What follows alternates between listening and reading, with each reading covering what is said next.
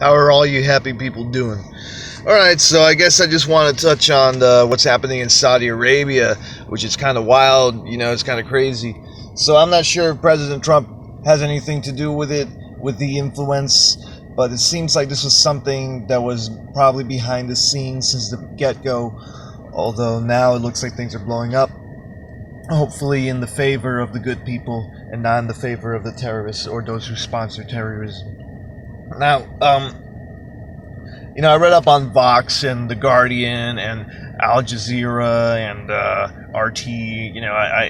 I try to take a little bit of everything and try to see what I come up with when I put a little bit of what they have to say together. Some of them have negative things to say. Like Vox likes to simplify it and say that what's happening in Saudi Arabia with the deaths of these 11 princes or government officials that were arrested, and apparently in the helicopter that was going to take them out to wherever they were supposed to be incarcerated ended up crashing and they just all died. So they got murked for sure. That was like an ultimate Hillary Clinton move right there. That was like that was like from Scarface when the guy got shot and hung from the helicopter or whatever. That was crazy. But yeah, Yemen basically has been having this civil war for some time, and we're gonna talk about all this stuff here. We're gonna touch on Yemen. We're gonna touch on Qatar because a few months ago, the UAE, Egypt, Saudi Arabia, and Bahrain, or however you pronounce it, 4 of them were all like, you know what? Qatar is involved in some shadiness. We're harboring terrorism. We don't want none of that. And they cut them off. This happened a few months ago. This happened this year in 2017. I'm not sure if you guys remember. And that's strange because, aren't all of these countries guilty of harboring terrorists? So it makes you think, like, are they just like trying to distract us and act like they're pretending to be good guys just so they can buy time and not have Trump beat their asses and nuke them, whatever the reasoning may be.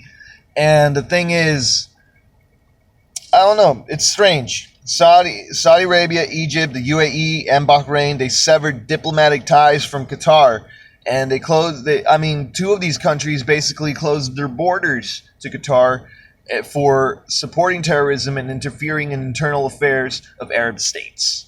So, according to the Saudi Foreign Ministry, in order to protect our national security from the threat of terrorism and extremism, the Kingdom of Saudi Arabia has decided to sever diplomatic ties with Qatar. Now, personally, me being American born and raised, I don't know what's going on over there. So if this sounds like something fishy, like they're trying to pretend that they're against terrorism when they're all in on it, they're just trying to create a scapegoat to buy time while they do what they do, then please voice out. If you're out there in the Middle East somewhere and you have access to the internet and you have profound, deep knowledge, or even if you're an American who's studying some kind of history, you're taking some kind of course that touches on Middle Eastern history and the demographics and such, and the revolution or evolution of the religious structures over there and that they allow there.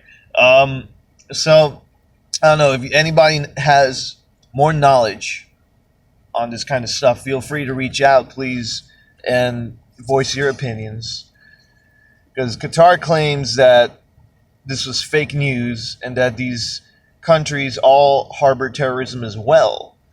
And the weird thing is now Saudi Arabia in 2015, I'm going to change the subject a bit, they were claiming that Iran basically was using Yemen as a way to get a foothold, and that way they could have some sort of strategic and military advantage in attacking or influencing the borders of Saudi Arabia. So Saudi Arabia got involved in 2015, and basically now Iran is accusing Saudi Arabia of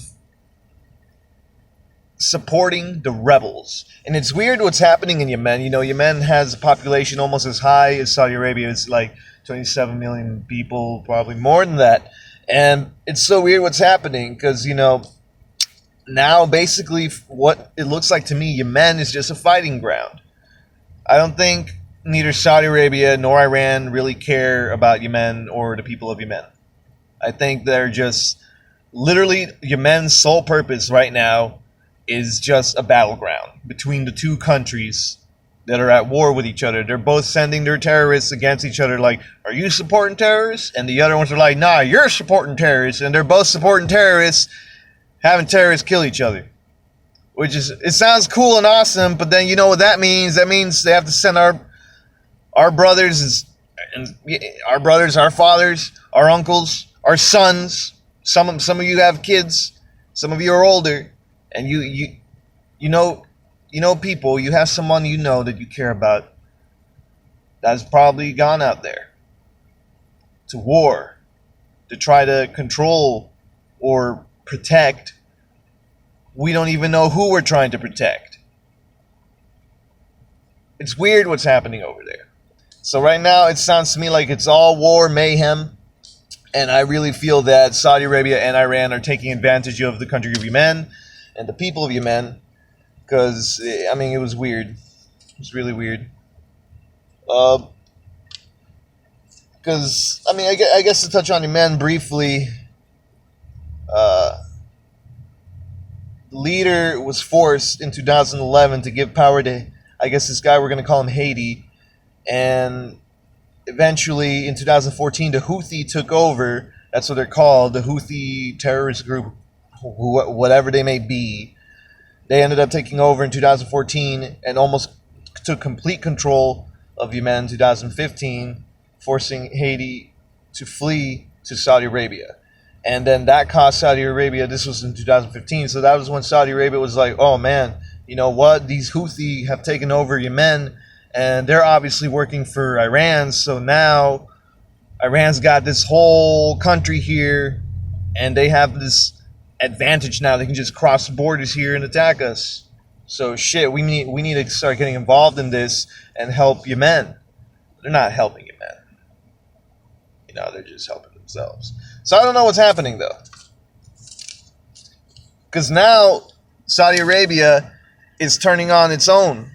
So could it possibly be that they're having a coup and attacking the people that support terrorism? Finding out who is who, which is which, separating all the weeds from the flowers and just trimming down the weeds. Is that what's happening right now? Or are they possibly just using these people as a scapegoat just to get them out of the way because they're powerful and influential and disagree with them and they're just in the way, so they're better off dead? And this is just a barbaric scapegoat move, and where they're fooling us, the American people, and fooling Trump as well, probably. That, hey, look, we're killing our own terrorist supporters. We're doing good, America. Please don't come here and hurt us. And then secretly, they're still part of it. You know what I'm saying? Like they're pretending to be the good guys and taking out what we're all seeing as possibly bad guys. But the thing is, we honestly have no idea what's happening. This could be either or. In Qatar, I mean, the population of Qatar in 2000, 17 years ago, was like 593,000 people. And today, 2017, it's over 2 million. Since 2012, it spiked up to over 2 million. And their main intake of immigrants in Qatar is Indian, Pakistani, Bangladesh, Egyptian. About almost 70% of the population is Sunni Muslim. 15.8 Christians, Hindus are 11.3, and Buddhists ranking as the fourth most common religion in Qatar is 3.1%. Pitiful percentage. Leaked Podesta emails from August 2014 addressed to John Podesta identifies Qatar and Saudi Arabia as providing clandestine financial and logistic aid to ISIL and other radical Sunni groups. So even years ago, it's already been reported that both Qatar and Saudi Arabia have something to do with financing or providing support and aid to radical Sunni Muslim groups. So that raises the eyebrows, it raises the questions. It's like, okay, what's happening now? Are they really having a coup? Are they really? What's his name? Bin Salman? Is that his name? MBS, the new guy dealing in Saudi Arabia, the new young prince. He's the one who had all these government officials overthrown. He had several businessmen and more government officials arrested. I think the 11 people were princes that were killed. I'm not exactly sure. I have to look up on that. So it's really weird what's happening. You know, we can only hope for the best and really hope that a real coup is happening, and that hopefully Donald Trump has some kind of positive influence on this, and that he's the cause of a lot of this. But I'm also worried that maybe this is all fake, that these people who are being arrested and killed by Saudi Arabia are actually like not even real bad guys. They're just scapegoats. They're just the people for us to point our fingers at and be like, that's a bad guy, while the real terrorist supporters are still alive and well and working behind the scenes. And I feel like they're doing that with Qatar. I think they just grabbed Qatar and threw Qatar under the bus and said, hey, Qatar is supporting terrorist groups. We got to stop them. And Qatar has nothing to do with it. And so Egypt and all these other countries that have sketchy ties with providing terrorist aid are now singling out Qatar. It makes me suspicious that maybe they're just using poor Qatar to do this. But then again, in 2014, it was suggested that both Qatar and Saudi Arabia both provided aid to radical terrorist groups. So it's a really weird situation. We can only hope for the best. Reach out and let me know what y'all think on it. If anybody's more educated, knowledgeable on the history of demographics there and how things evolved there in terms of the government structure and the social structure. I mean, I like to be more educated on it just because everything that's happening now seems kind of weird, right? Well, that's all for the video. Have a great day, everybody.